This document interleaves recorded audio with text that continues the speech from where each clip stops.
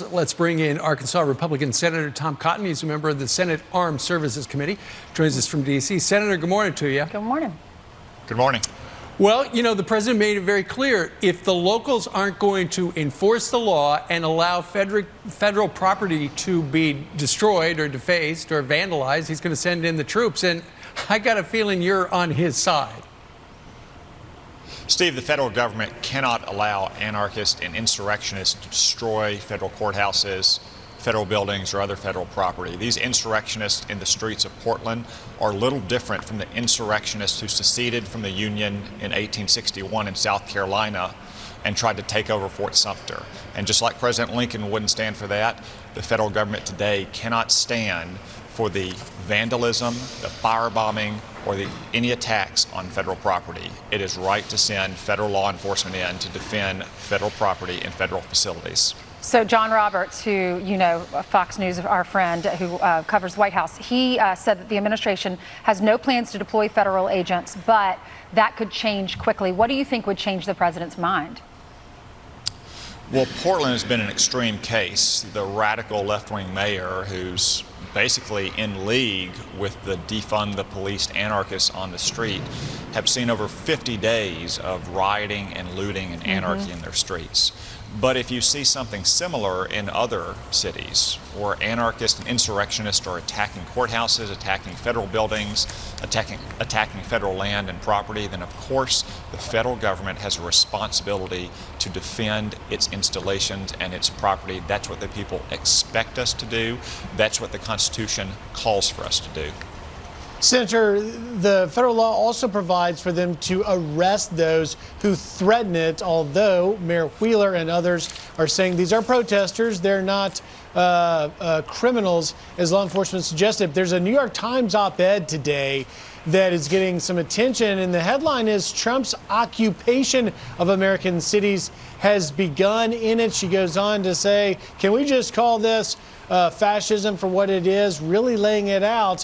What do you say? Well, the New York Times is a national laughingstock.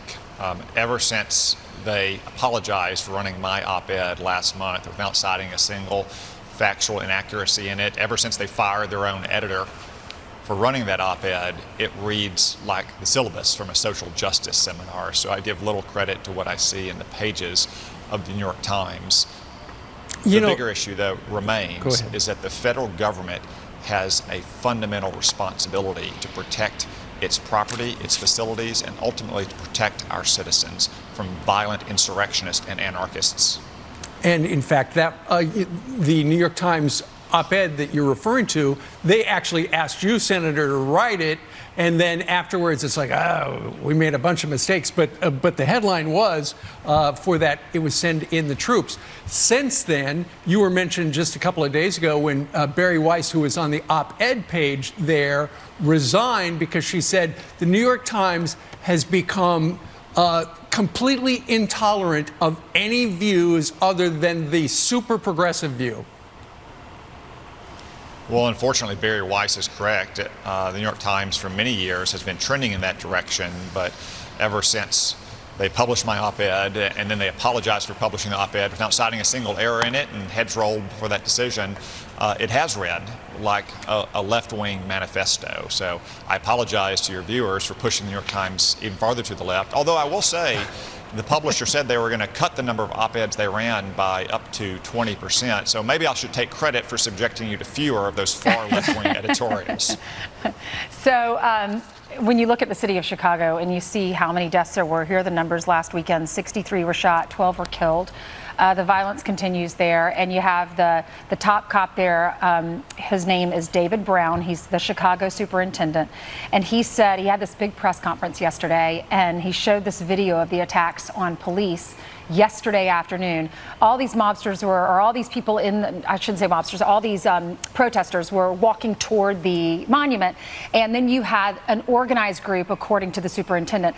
The ones that, if you're looking at the video now, the ones with the black umbrellas, it looks like they organized because they started changing into all of them changed into a black uniform or black outfits. This guy, you saw the red arrow, he empties out a bag of frozen water bottles and they start throwing those at the police. And then those banners, they were sharpening the tops of them, they're PVC pipes, sharpening the tops of them and trying to jab them at the police officers. Here is what the superintendent said yesterday at that press conference. Peaceful demonstrations have been hijacked by organized mobs. We just don't want to believe people will act this way toward us, that they would take advantage of our sacred right to First Amendment. But now I have ordered all of our officers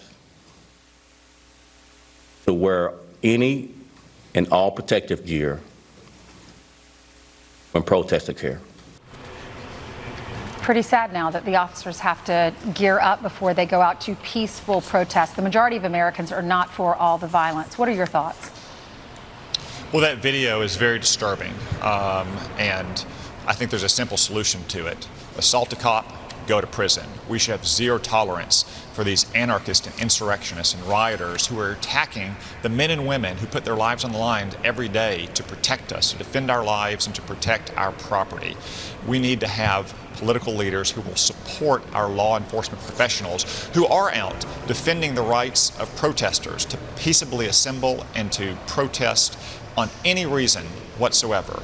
But we also ought not to allow those protests to ever be hijacked by these kind of organized, radical agitators who are using it for their own purposes to, as you see in that video, try to harm and even kill police officers in some cases.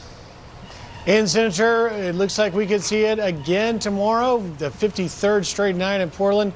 Thanks for taking time, Senator.